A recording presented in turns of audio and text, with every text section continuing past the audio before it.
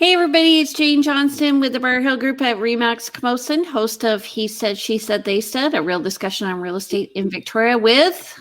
Hi, it's Andrew Plank, co-host of He Said, She Said, They Said with Jane Johnson. Hey, how's everybody doing this fine day? How are you doing?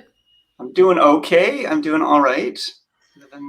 How was your week in real estate? I always like that question because I'm interested to know how other people's business is going.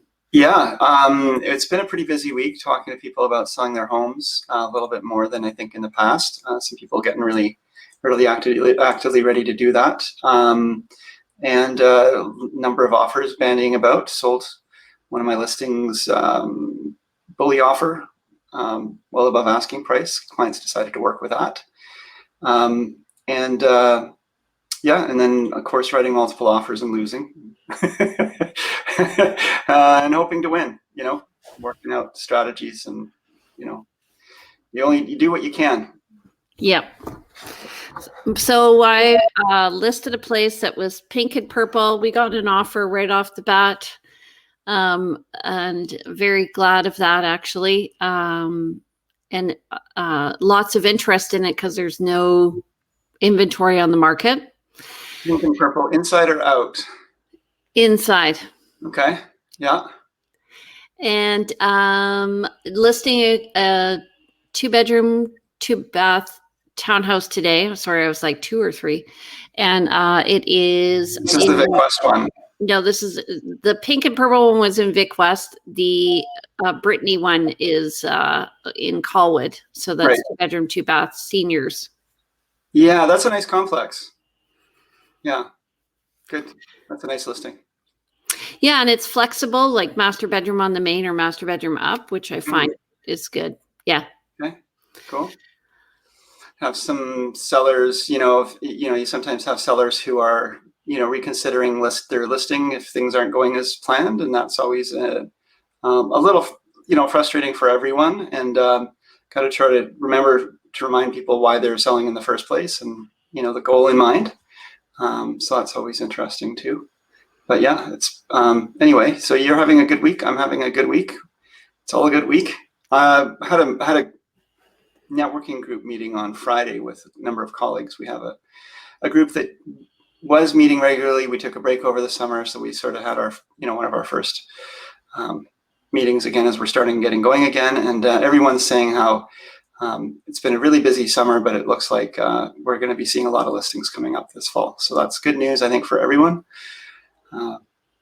Yeah. So you want to get your listings up sooner rather than later? I think. It's still a hot market. So if you want to not be part of, I don't know when we'll see lost in the crowd kind of inventory of listings, but certainly even if a number of listings of a certain category come up and it splits the attention of the buyers.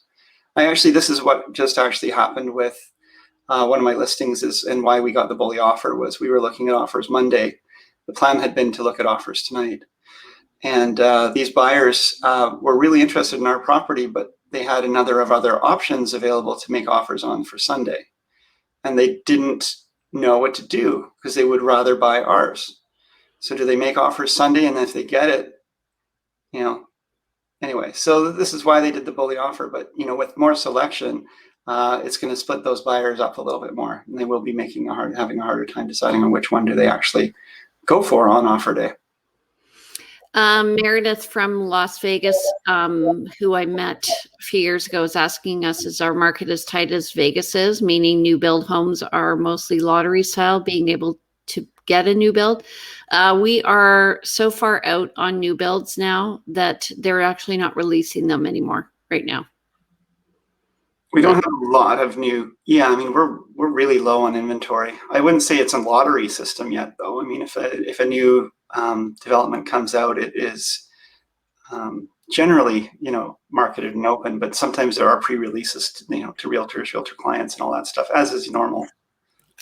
So actually, Meredith, there was 3 houses that were released in an area near where I live in Royal Bay, and which is in the West Shore. And this area is all new construction.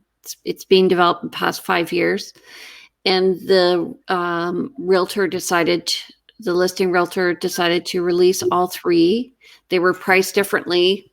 Usually they would just notify the database and people would bring in their offer and be first come, first serve. And so they did do a lottery there.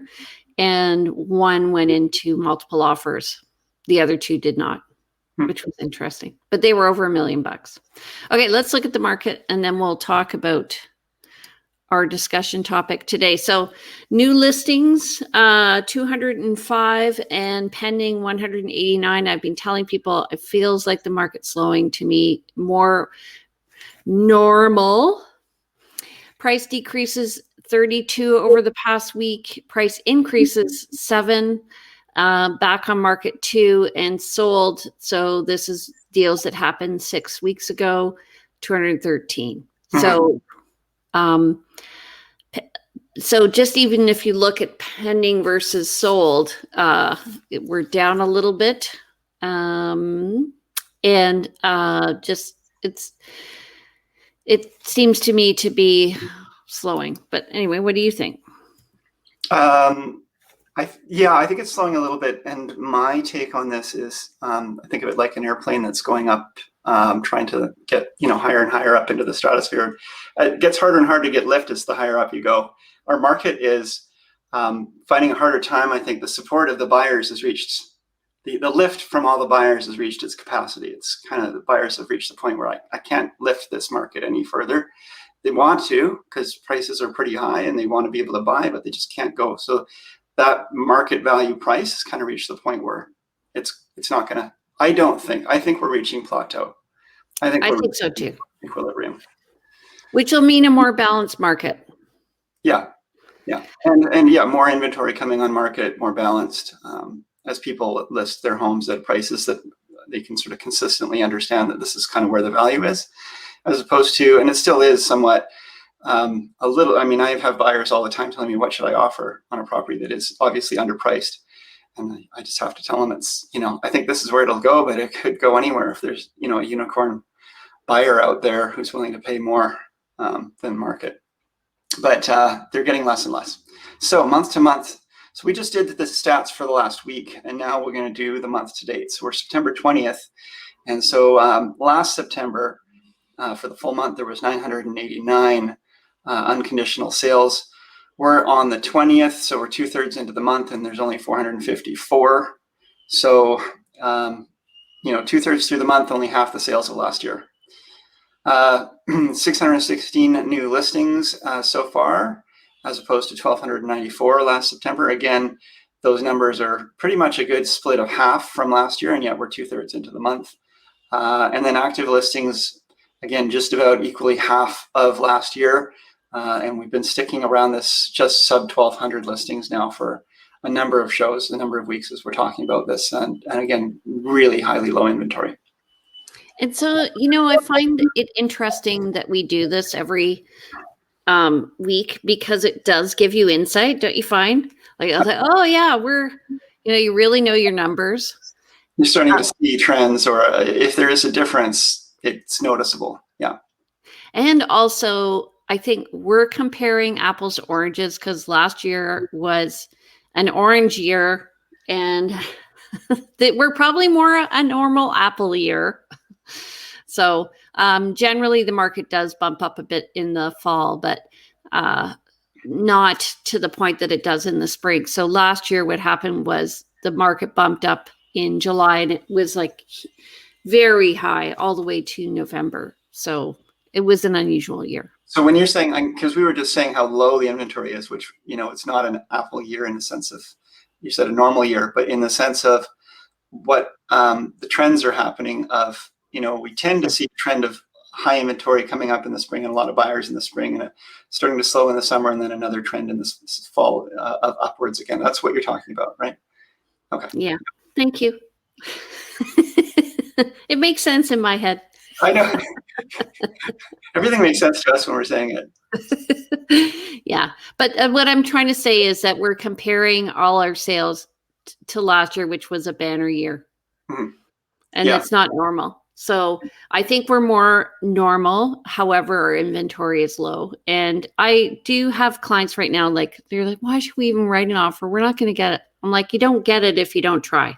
Yeah. And I posted this thing on the weekend, a quote. It said, I'm torn between if it's meant to me, it's meant to be, and to basically just go for it. And I'm like, just go for it. And if it's meant to be, it'll be. Yeah, I mean, you have to take some self-responsibility for that whole, like we can create our own reality and the whole idea of attraction, of, power of attraction. You can't just say, well, it'll just come to me. You still have to take some positive action. If you want something, the world needs you to invest in that. And it means sometimes, I was just using this talk about, stopping 3 feet from gold.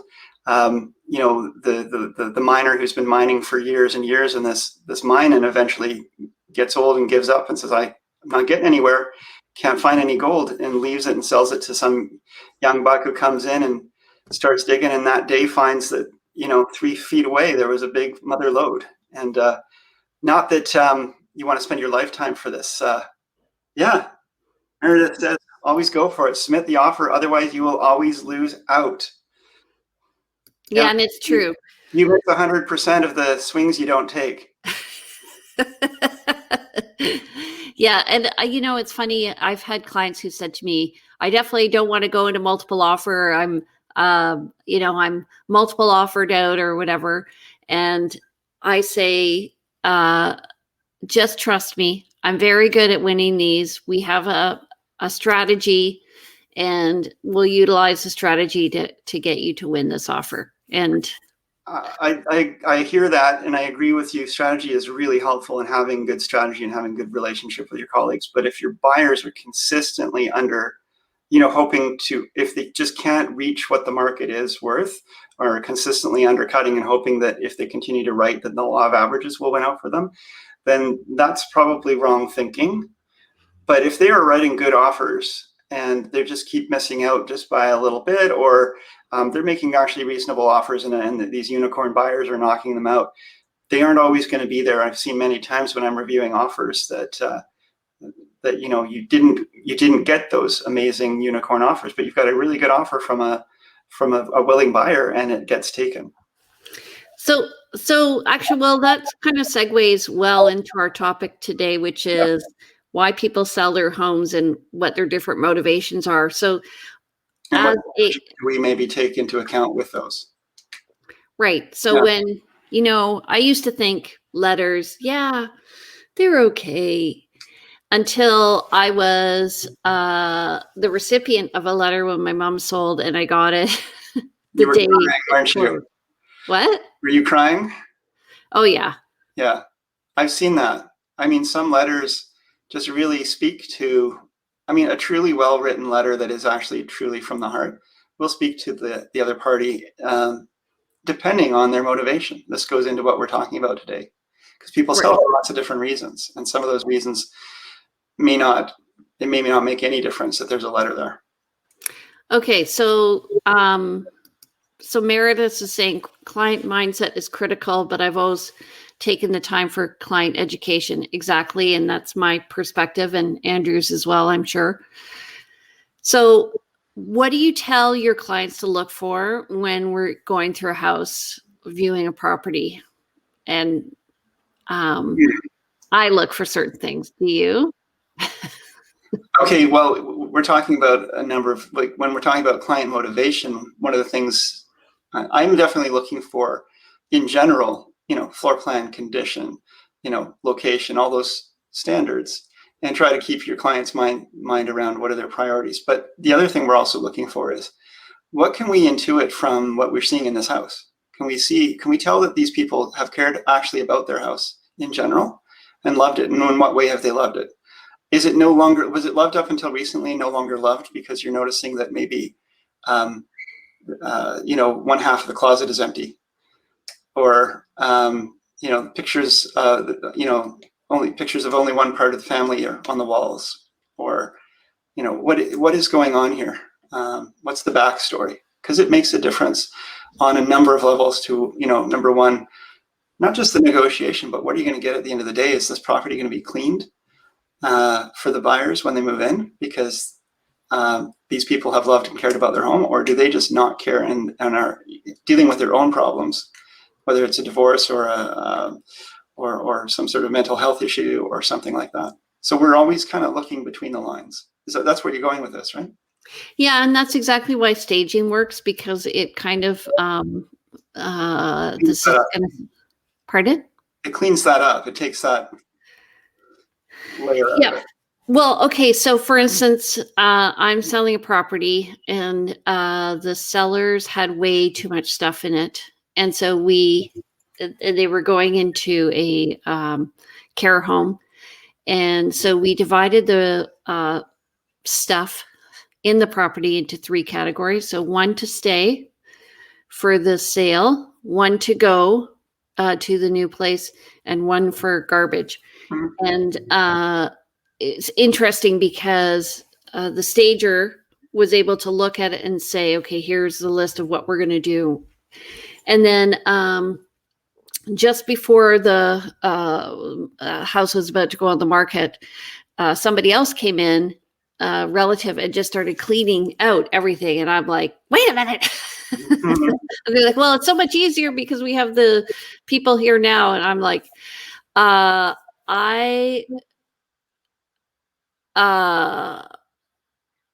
would like to you to keep the stuff because I am going to be using it for staging. And the relatives didn't see the big picture. Mm-hmm. And so I went in and I'm like, okay, well, what can I, because half of the stuff was gone. What can I do? And so essentially what I did was organize a picture so that they were even just on, like, hung properly and evenly spaced around the room, and put the like a table on each side of the couch, and just to kind of make vignettes in the house so that it would look like somebody was still living there. Because what happens is, if you empty out a house, everybody thinks they're like, first of all, they can't visualize living there.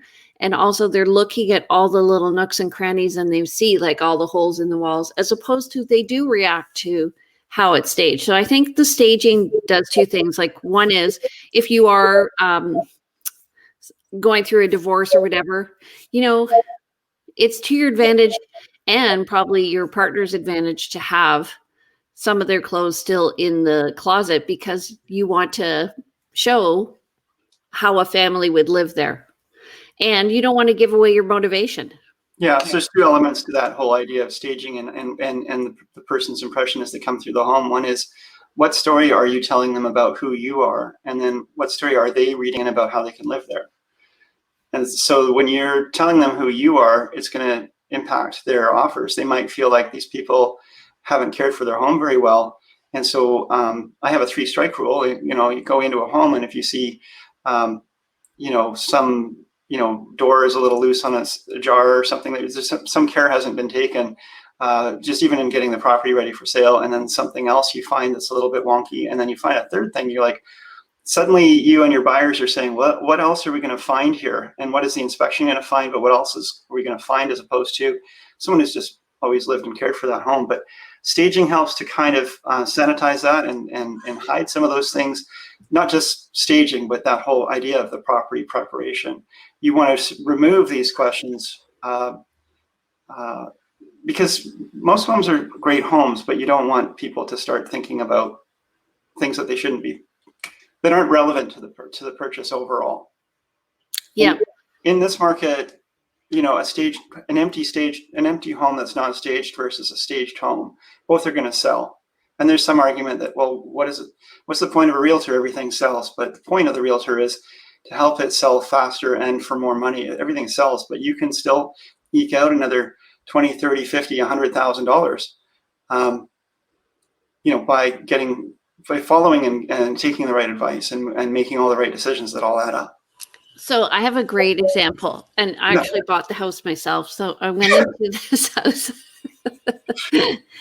and it was a long time ago. And the house had a smell in the basement. the feedback from all the buyers that I was taking through was that, well, I can't get by the smell. The smell stinks. Oh my God, I can't. Oh, yeah. And I'm like, I realized that it was I kept saying, I think it's a young man who lives in the basement who, he's a teenager. And I would, I said, I know we're all responding to this, but once the teenager moves out, there won't be the smell anymore. Yeah. Yeah.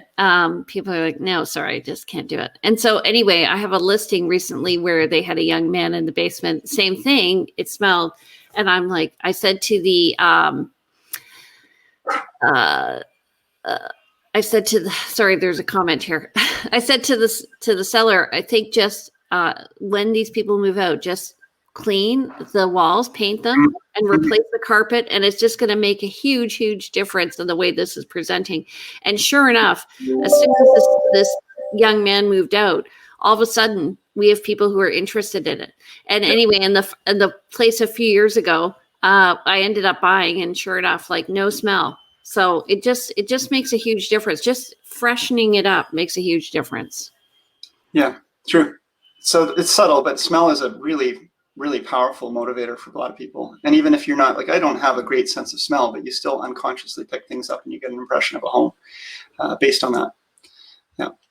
What was the comment? Did we have a comment? The comment is, do either of you have a neutral party walk through a home you were listing to have all of the little issues that need to be addressed that might not have been caught by you as a listing agent? And I would say, yeah, absolutely.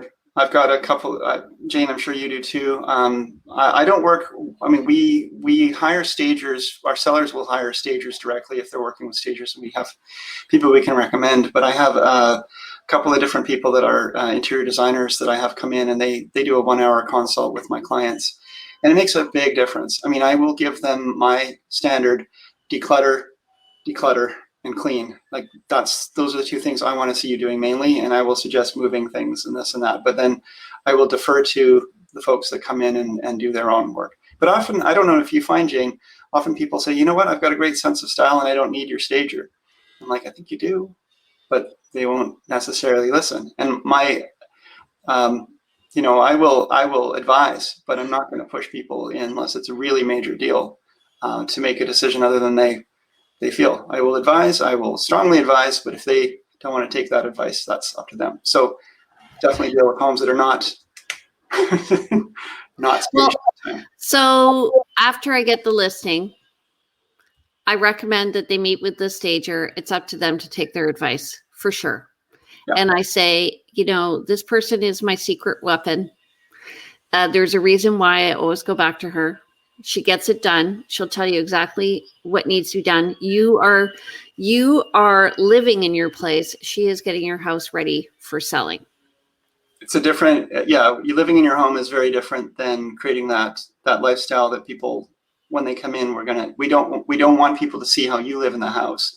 We want people to see how they could live in the house. Yeah. So we were talking about writing offers based on what you can deduce. Mm-hmm. So sometimes you'll go into a house and there'll be military clothing. It'll be spring and the commission will be a certain commission. And so that it's a military move and they're probably motivated to move in 8 weeks or whatever. And so you can write the offer, and it's I think that's more transactional than emotional. Yeah. Whereas if you go into a home and you can tell that, first time on market in 45 years, it says in the listing, and you go into the home and there's not been a lot of updates perhaps over the years, but you can say in terms of the interior decor, but they've really cared for the home. It's got a great roof on it and the newer windows perhaps and a new furnace. These people have cared about the fundamentals. And they cared about their home and they've cared about their yard, but maybe in the last few years they've let it go a little bit because they've gotten a little older. The neighbor's been helping them out. These people are integrated in their community and they want to know who is going to be buying their home. They want to know that whoever buys their home is not necessarily going to be an investor bringing in a bunch of renters that are going to make the neighbors uncomfortable, or the house or this beautiful landscaping is going to be falling apart. So these new owners, these new owners would be well advised to write a nice letter and talk about how they are already integrated in the neighborhood or are going to, and what they love about the home, and how it's going to be a forever home for them for 45 years, if that's true. And I've been on the receiving end of offers where, I think I've mentioned this before, but we were looking at multiple offers on a property, and one of the agents came in and said, my client's an investor and he's got cash and it's great, and there's going to be no issues with this offer. And I was there with the son and the mother reviewing offers. They were going to be moving across the street, and they just didn't want an investor. Right. Yeah, and it's funny selling the house next door to me. I'm really choosing my neighbor, and we had 12 offers, and you want to be able to differentiate the offers for the seller did anyway. But and really nice people moved in, thank goodness. But one of the buyers was I found out after, was going to backfill the yard with rocks, and right where our view is overlooking the city. And I'm like, I'm so glad that person didn't get it. Right. And you may not have any way of knowing that in advance, but when you can get a better sense by reading the letters. But then going back to, so in this, again, we keep talking about things it's sometimes hard not to talk about things as if it's the strategy that works right now. But when you think the broader term where, we've worked through and lived through markets where properties might list and be on market for 3 months, and that's a reasonable amount of time. Well, let's say 2 months. And it's not unreasonable for that amount of time for a property to be on market before you end up with an offer. And so you might be listing a home, and maybe it is a divorce, and maybe these people are highly motivated, and an agent comes through and can see that with their clients. And then they write a really offer really quickly, but it's also very, very low, because they can tell that there's some motivation to just get this thing done, perhaps. Well, I also, when a buyer asks, why is the seller selling?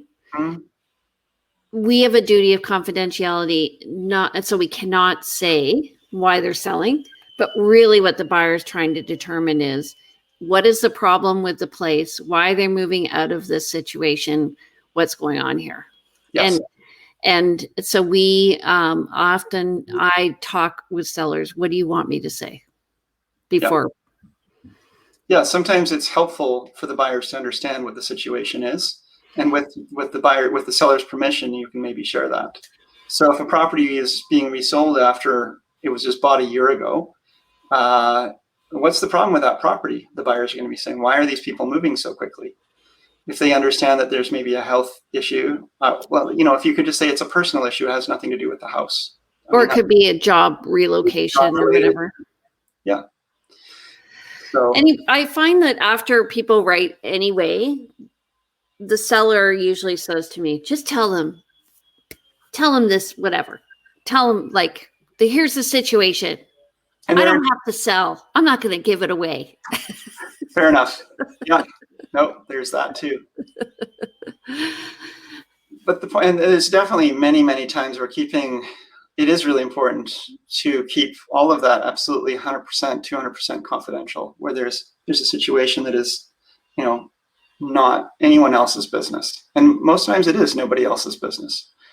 But then the business of selling a home partly is about information.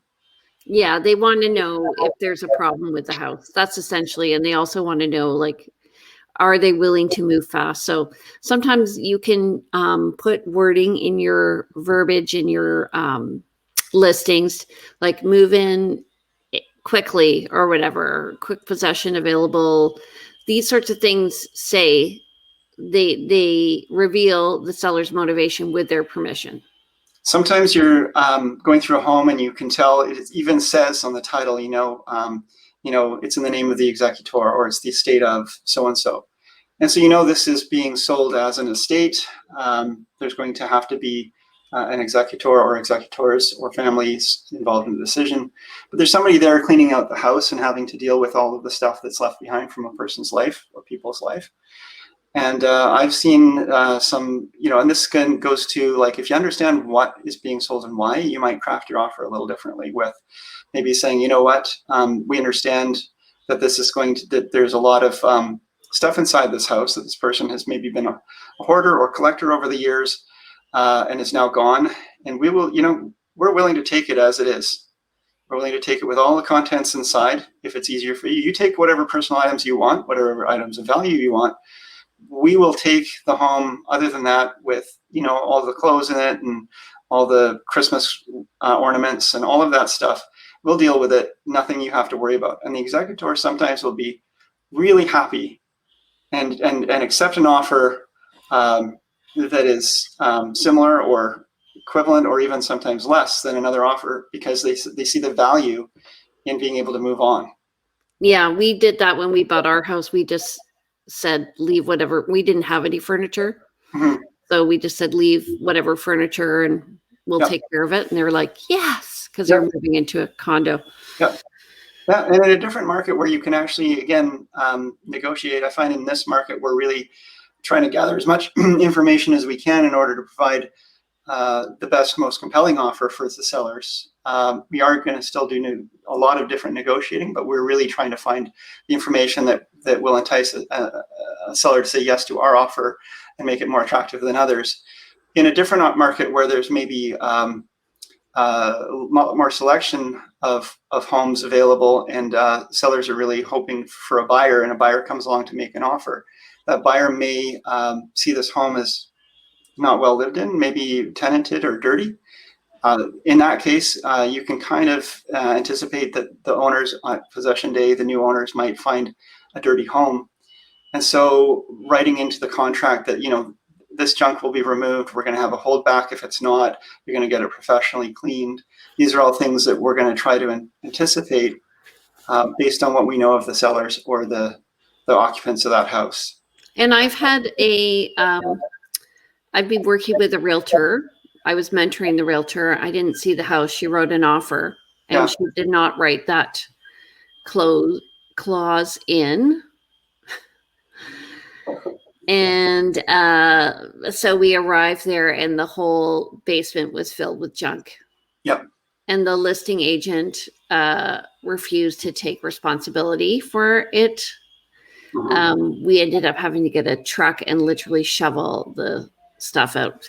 So, and even though I was mentoring the other realtor, I was doing stuff. So there's something to be said about working with an experienced realtor so that you don't end up in that situation. I've done a $20,000 holdback, whereas the junk wasn't removed. The seller didn't get the money, and that worked. And he was supposed to have it out like a week before, and he didn't have it out on time, and so we had the holdback, and then the day of, he did get it all out. Dealt with, yeah. So how a holdback works, folks, is you generally write something in that the proceeds of the sale are held back and held by the lawyer, and subject to something happening or not happening. And so the holdback could be, I've had 3-year holdbacks where if a special assessment by a strata is voted on, because we could tell that maybe they needed new decks all outside, and they've been talking about it, but nothing had actually been voted on. And my clients were concerned about a big special assessment being hit with them in the first few years of ownership. So we actually were able to write in a holdback for that when we were negotiating on this particular condo complex out in Souk. And so these are many different reasons for doing a holdback, but they're not, doesn't mean that the person loses their $20,000, for example, if nothing happens. But if there's costs, then you can go to the lawyer and say, this costs were what I incurred, please reimburse me. And then once things are finally settled and signed off, the remainder goes back to the seller. Yeah. And that often, so clauses like that, special clauses like that also are easier to negotiate in a slower market. Yes. Again, in a slower market, they're definitely easier to negotiate. They can also be useful in overcoming problems, though, that maybe it's causing people to write lower offers in general, but you can write a higher offer with a holdback to say, I'm I'm willing to pay more money as long as this particular risk is overcome with this holdback. And so you're sharing the risk with the seller. So Yeah, you're mitigating it. Yeah. Yeah. So the other thing is, it's like I find first-time buyers, often you're trying to educate them on what you're seeing in the house, and what is, important, what's not important. Mhm. Often people are responding to how they feel when they go into a house. So temperature, even of the floor, is important.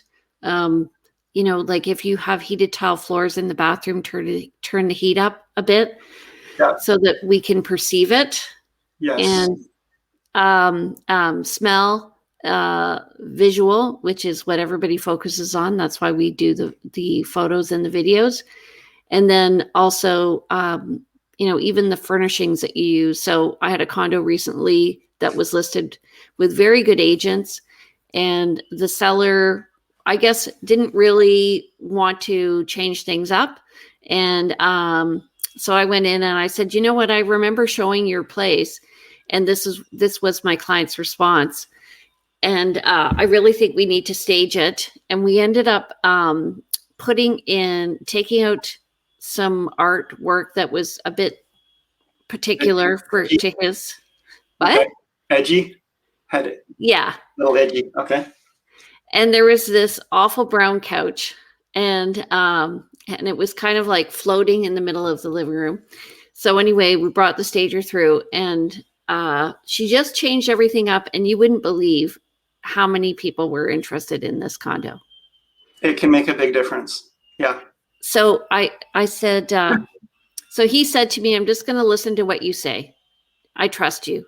I was like, well, he was, yeah, that's anyway. That's really interesting. Once you have someone's trust and they understand that you are looking after their best interests and you've proven yourself, they're going to hopefully trust you with the rest of those. Yeah. So he spent $2,500 on staging, which he was like, I don't know. And then we listed it $22,000 higher, and it sold $14,000 over that. Right. Not a bad return on investment. He was very happy. Yeah. Excellent. So trust the professionals. By the way, in Seattle, they take out all of their furniture and they stage every home, and people move out of the house. Really? Yeah. Well, that makes it easy to show and makes it show very well. I mean, it is important to have a good stager. I mean, stagers they are professionals, but they do come in different. I mean, you can get different levels of staging, let's put it that way, I would say. And you want the staging to match up the home. You don't want staging that is over the top on a home that is not. I always think that you're trying to create a lifestyle. And as I said before, you want people to see, go into a home and understand how they could live in it. And it needs to be realistic. Meredith is becoming our top fan. Yeah. Keep the comments coming.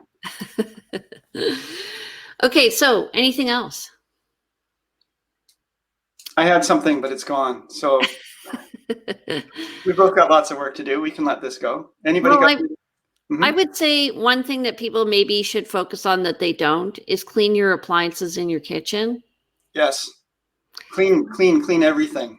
Especially the oven. Yeah. Well, it goes into both smell and cleanliness. And people do look inside of these things, and they're going to get a sense again of what they're going to expect.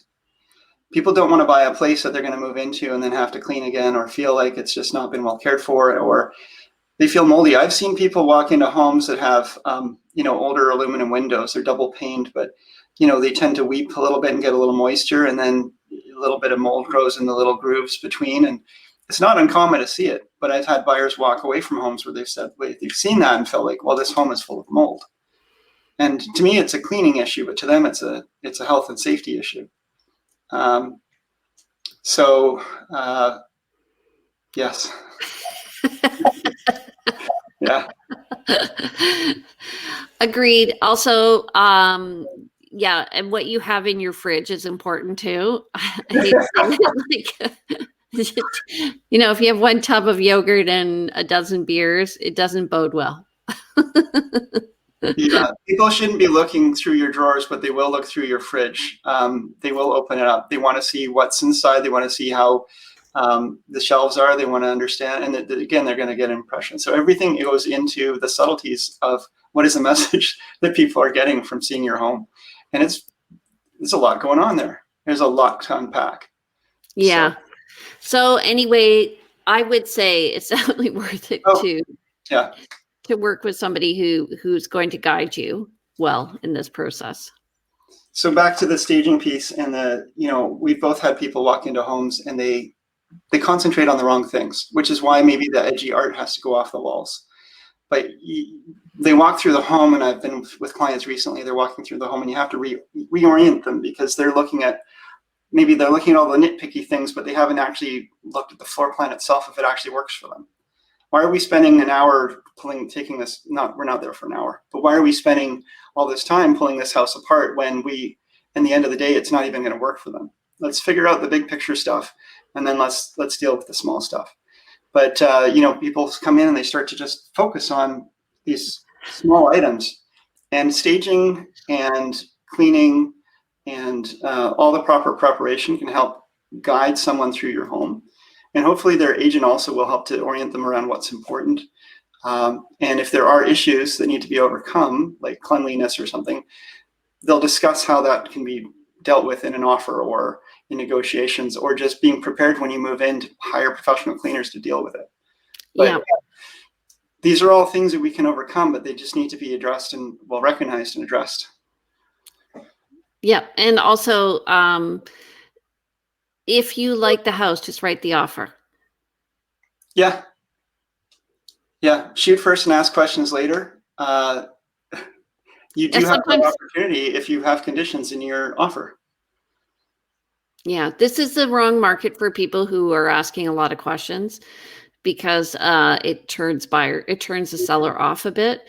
But like in a regular market, you can ask a lot of questions. But that's what your inspection clauses are for. So sometimes it's better just to write the offer, get I call it a placeholder, and nobody else can submit an offer, and then go for it. Unless the seller has their own clause in the contract, there's language in the contract that says the seller's acceptance is irrevocable, and it's subject to the buyer's waiving, fulfilling their own conditions. And your conditions are there for your protection to ask those questions.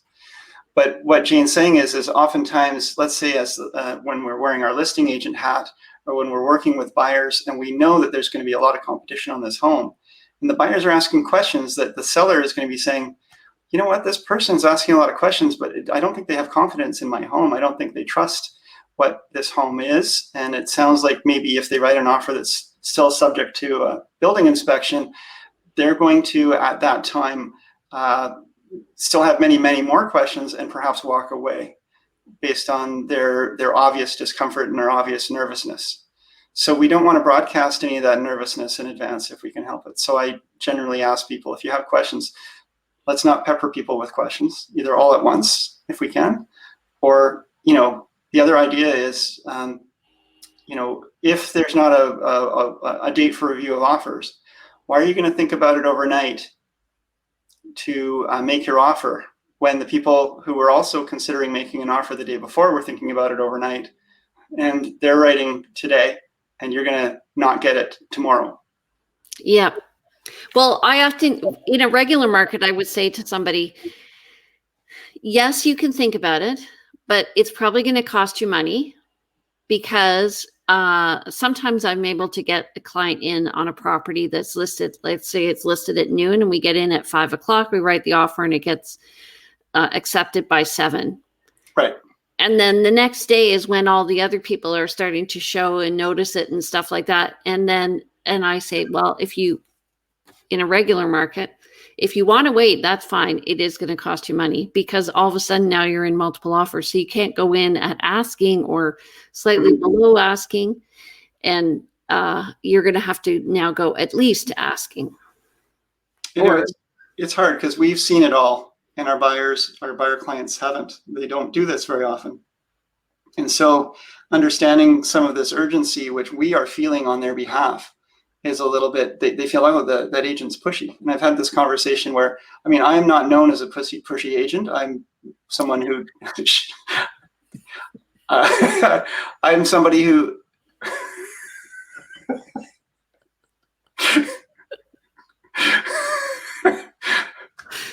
pushy. I said pushy.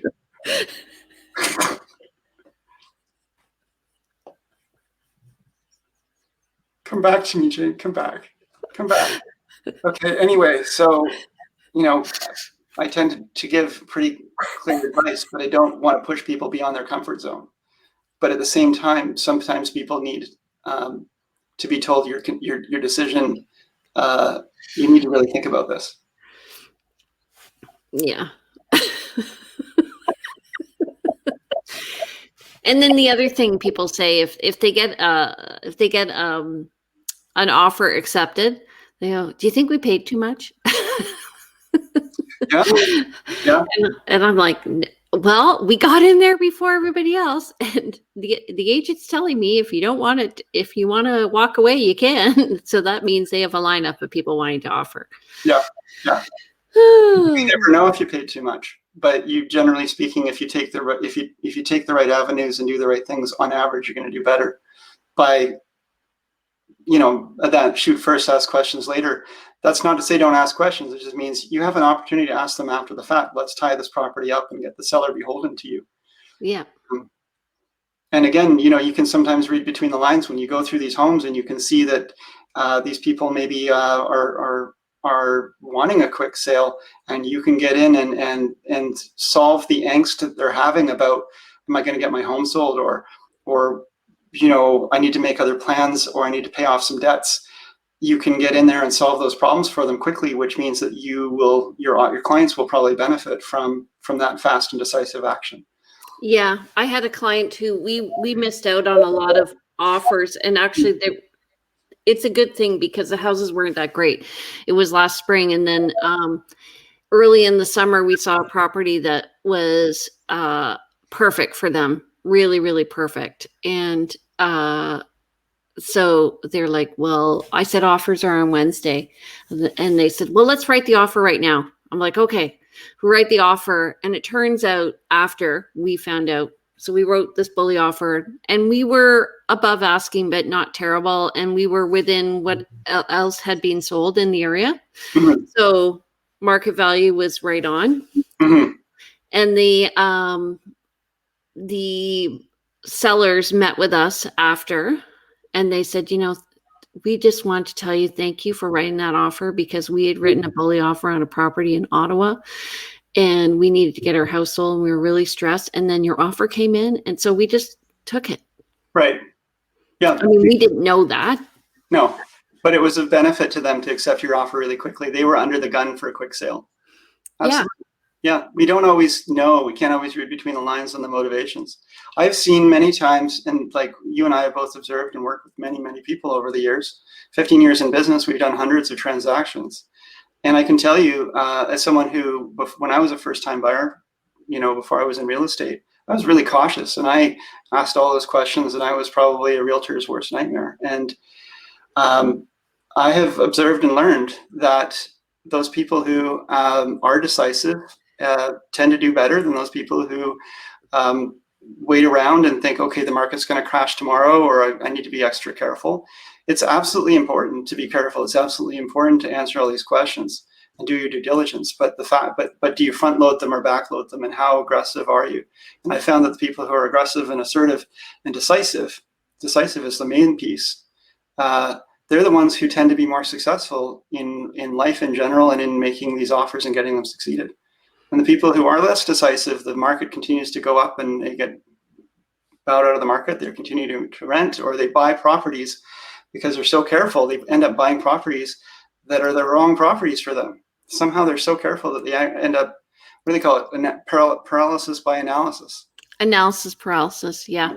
So it happens. It's a real thing. And so there is something to be said for trusting the process. It doesn't mean that every realtor is going to give you amazing advice or not try to, you know, we want, a good realtor is going to want what's best for you and try to help you understand your own motivations, what you're looking for, try to understand the seller's motivations, and then try to marry that all up into an offer and a contract that's the best of all the worlds to bring everything together.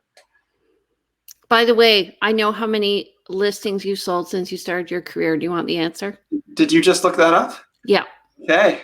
Because I was hoping that's not something you just happen to know. I just looked it up. Do you want me to tell you? Sure. 347. 347 listings. Yay! Okay.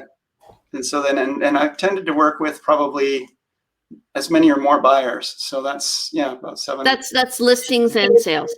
Really? That's it? Okay. I think that's pretty good. Sure. Fair enough. It is. How about you, Jane? You've probably got me, I'm going to say 1,200. What were you? 347? 350. So you're probably at 600. Jane tends to do more business than I do. We're not flexing on each other, by the way. 616. What did I tell you? That's pending and sold. Excellent. Well done. Congratulations. And I do, by the way, I do keep track because I don't keep track of other people. I keep track of myself because I just want to know where I'm at. But anyway, Thank you, Meredith. Thank you, everybody. Okay, so Meredith says, as a soon-to-be seller, all this information is what I already know as a realtor, but it's great to be reminded from a seller's point of view. Absolutely. Yes. And listen to your realtor, Meredith.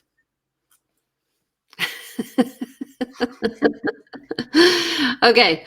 All right, everybody. So we're here every Monday morning at 10 a.m. We'd love for you to come and join us. I have requested that you please subscribe. There we go. To our YouTube channels. Follow us on social media. And don't forget, if you have questions, please let us know so that we can deal with them. We would love to know how we can help you. Thank you, everybody, for coming out. Hey, what happened to our big subscribe button? I liked that button. Oh, I still got it. Hold on a second. There we go. Boom. Yeah, there you go. That's my favorite part of the show. Okay, guys, thanks for watching. Jane, okay, we'll reach you if we want to talk to you. Oh, sorry. I forgot that. Okay, so if you want to talk to us, you can, hold on. I'm in the wrong thing. Jane's number is 250-744. I actually forgot. 0775. There you go. And you can reach her at the Briar Hill Group at gmail.com. And she's got 2 websites, briarhillgroup.com, which is real estate related, and VancouverIslandTime.com if you're wanting to know area information. How'd I do there, Jane? Awesome. And if you want to reach Andrew, you can reach him at, I've memorized this number, 360-6106. At info@andrewplank.com, or you can go to andrewplank.com and watch really cool videos of Andrew working with clients.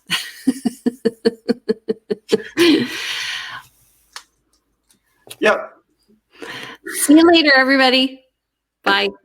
Can't work. Hands can't work.